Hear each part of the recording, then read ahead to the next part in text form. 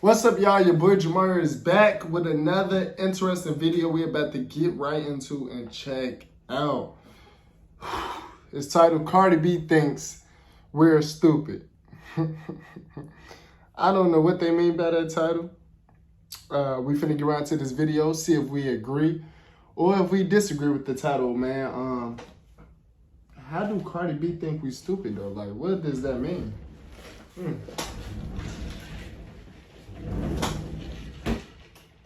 Let's see what that means. Let's get right into this, man. She just came out with her newest album, I Am the Drama, or Am I the Drama, actually. And this is the first album in 7 years. This is her second album ever. And in the lead up to this, I've given her a lot of praise on my second channel where I've covered a lot more of this. Can't really upload on there now. I had to come here. You're probably going to see my face a little bit more here because they hit me with some ridiculous community guideline strike that I got to get handled. But listen, you don't care about that. But that's the reason why I'm here. So in the midst of that, she's been doing a ton of rolling out, and I really like how they got Walmart involved in this, they've got DoorDash involved in this, they've got a lot of big collaborations that they've done with her to roll this album out, and I like it. I like what she's done. It is Cardi B. She is a big artist, so it only makes sense. However, she did a couple of things, and the way that it's being received by fans of hers in particular, I don't like it, and I had to call it out. So one of the things that she did was she added WAP with Megan Thee Stallion on the album, and that song is from 2020. Yes, yeah. You heard me correctly, 2020. Yeah, that's crazy. She added a song that's five years old on the new album. Why she do that? That is like, why she, like, we already heard that song a million times. I don't know. Maybe people wanted it on the album.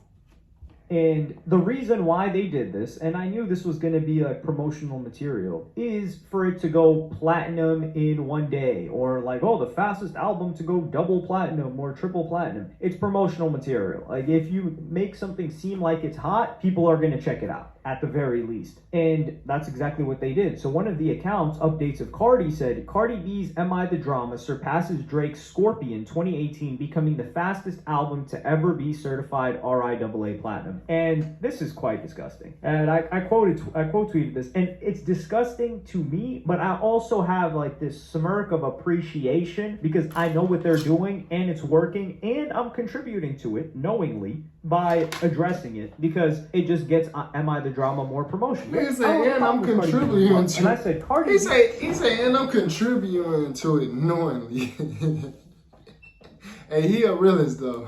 He putting a 5-year-old hit song on this album, got them comparing her to Drake. It's criminal. And a lot of other fans have been going back and forth with this. Keep in mind, the reason why I have an issue with this is not what Cardi B did. It's not what Cardi B's label did. It's not the promotional aspect of it. But the issue I have is when a good friend of ours, someone that we're all a fan of, someone whose music that we couldn't do without, that is not carried by features whatsoever. Discover your new commercial. Right? Well, these ass be sneaking right on in on me. French Montana, when our favorite rapper, I gotta let go of the sarcasm a little bit. I do like French Montana, so I don't want it to come off as I don't like him. But he gets hate when he does this, because if you guys remember his last album, it sold like something like 15K first week or something like that. And even that, I think the numbers might have been a little bit juiced. He has dropped good projects, but what he did was he had Unforgettable on there. And people were like, what the hell is Unforgettable doing this? Not only do people not give him credit for having put Unforgettable together, which he did, but for his album Mac and Cheese 5, he put Unforgettable and it went gold or platinum or something in a day. That's what everybody was talking about. Actually, no. Now that I remember, it was Montana, the album, in 2019, and that's because he had 2 songs on it, and it wasn't, it was not Unforgettable. It was No Stylist and Lockjaw, the song with Drake and the song with Kodak Black. Those were big songs. And it went gold in a couple of days. I think he had No Shopping on there too. Yeah, he had No Shopping and No Stylist, which were already huge songs. And then he had Writing on the Wall with Post Malone. But this album was dropped in 2018. And the reason why I'm saying we can give him a little bit of grace in comparison to Cardi B is because these songs were not 5 years old. Like, they were, what, 2-3 years old? The album came out in 2019. Regardless, this tactic, people felt like, okay, come on, dog, like, what's going on here? Yet, when Cardi B does it, it's all good all of a sudden. So come on now. We know Cardi B's not going, and Drake stans came out to defend him for this. So Real Almighty, Drake account said, or a Drake fan account said, Make-A-Wish achievements. This is like Drake putting God's plan on Iceman. And it's true. And this guy Z replied, and he... Facts, that is true. It was like, that would be like the same equivalent. For real facts. Said Drake literally did this, and then he got harshly, not ratioed, but he got harshly fact-checked, and they said God's Plan came out in January 2018, and Scorpion came out 5 months later in June. This is quite standard. If you have a hit song, several months later, you drop the album, that makes sense, especially as the song is continuously going up. And if you look at when the music video for God's Plan came out as well, that was in February. So that's a month later, and the song kept going up. So this is 5 years ago, and that's what the account said. He said God's Plan came out in January and Scorpion came out 5 months later in June. Keep in mind, God's Plan music video came out February, and it came out towards the end of February as well. And WAP came out in 2020 and is now being put on an album in 2025. Acting like that's the same thing is crazy. And Cardi B finally came out to address this, and she said the following, and this is straight cope from her end. But I do like the fact that she addressed it. And she said, this will be the last, and this was a tweet and delete, this will be the last and only time I'm gonna address this. WAP and Up are two of my biggest songs. My fans have been asking me to put them on an album. Stop the cap. And people have been asking you to drop an album. What you mean, stop the cap? Nah, her fans probably really wanted those songs on the album. So, you know, she listening to her fans. She trying to make sure she give her fans what she want, as she should.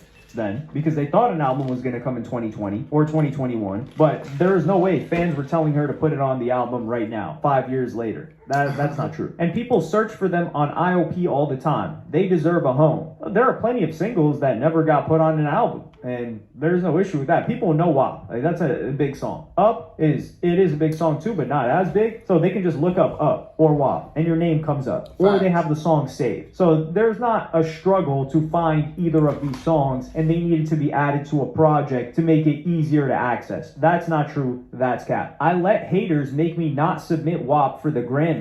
I didn't know that. I think that's wrong on her behalf. Granted, she did already steal a Grammy in 2018, one of the most criminal Grammy thefts of all time. Even though people like that album, but compared to the competition, she shouldn't have even gotten second, third, or third place. I do think she should have had a nomination that year. I don't have an issue with that. But the fact that she didn't submit WAP for the Grammys is like, why? I don't know how that worked, and I don't think that she felt all these damn commercials. Is a dog barking? Was focused on family life at that time and being married, so maybe she didn't care too much for her music career, but hey, it is what it is. And at this point, I'm giving my fans what they want. That's not what her fans want. These two songs don't even count for first week sales. She's right there. So what are y'all even crying about? What we are crying about, what we're shedding tears over, what we are heartbroken over, is when you do it is cool, but when French Montana does it, it's a scam and it's fake, and he I don't know why he's doing that, and he's not even a feature on the song, so he gets a bunch of hate for doing it. But when you do it, it's cool. That's what we're crying over. That's what I'm crying over. Other than that, I don't really have anything. You know how it goes. It's cool when they do it. It's a problem when I do it. Fuck them. For the fact that it's cap and your fans didn't know. Your label did this because being able to say first day that your album went platinum already is creating a lot of FOMO in fans or casual listeners, because this is all about casual listeners. They're the ones that are going to listen to this. And there isn't much urgency for a casual listener to check out an album upon release, unless they're huge fans of the artist, but then they wouldn't be a casual listener. So a casual listener hears that, yo, this album went platinum already. It's already certified that it sold 1 million+ units. They're like, whoa, everybody's listening to this. Let me listen to it. And then they'll listen to it, which will contribute to higher streams for the first week. if they just put it on there later. So it doesn't count towards the first week sales, of course, but it counts towards the promotion that will drive more first week streams and hopefully first week sales on Cardi B's behalf. So it's good promotional material, and that's why the label told her to put it on there. I wouldn't have an issue. And the thing is, if she wanted to put them on the album, she could drop them as a deluxe and just attach them a week later, right? And then the album can be certified. But at that point, the first week numbers will have already happened, and they wouldn't have gotten to squeeze out as much marketing as they could for this narrative that the album went platinum so quickly. And they need that. They need a strong narrative for Cardi B coming back after 8 years when her last album shattered who knows how many records. And in a market right now and in an industry right now where people are notoriously selling far less than usual, there isn't less consumption because the streams are really high, but when you adjust streams for actual sales, it ends up looking a lot lower. And she says, do you say anything when all those artists pull out all their little tricks and ponies to sell out? Yes, we do. We do it all the time. Yes, we do.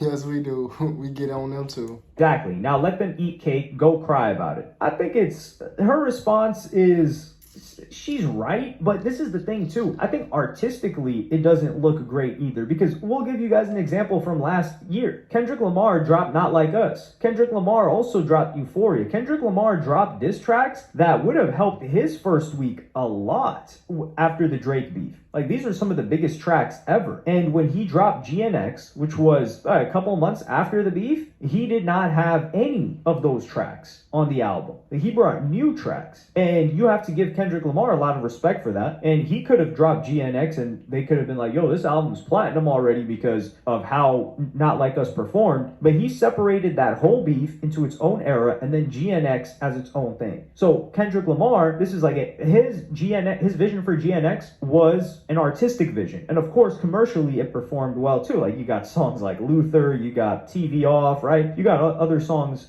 that were performing very well commercially, and this album did very well for him as well. I think it's his best album commercially since Damn. I think it might do better than Damn. Damn, I think, sold more first week, but the industry was completely different at that time. You can't compare it as a one-to-one of first week overall sales. So when we look at Cardi B throw WAP on there, and it's not bonus tracks, it's not... It just feels like this is a commercial slop put together. And I'm saying that not as a criticism towards her album, because I've yet to listen to it. And I do believe she probably put a lot of work into it. But there has to be some sort of a separation. Otherwise, we're just looking at it like you're trying to squeeze... Is she out there burning sage?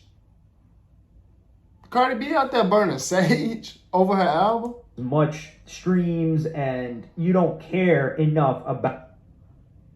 That's what it looked like she doing. It looked like she burning sage over her album. Out your art. So are you an artist or are you just a personality? I think that's the distinction we're trying to make. So if she has before said, like, why would she write? She doesn't really care, and she cares more about like being a performer personality, and I understand that, but that's the distinction that people want made, and we also want that made for the fan bases. So people that are fans of people that take the... Oh my goodness, another commercial.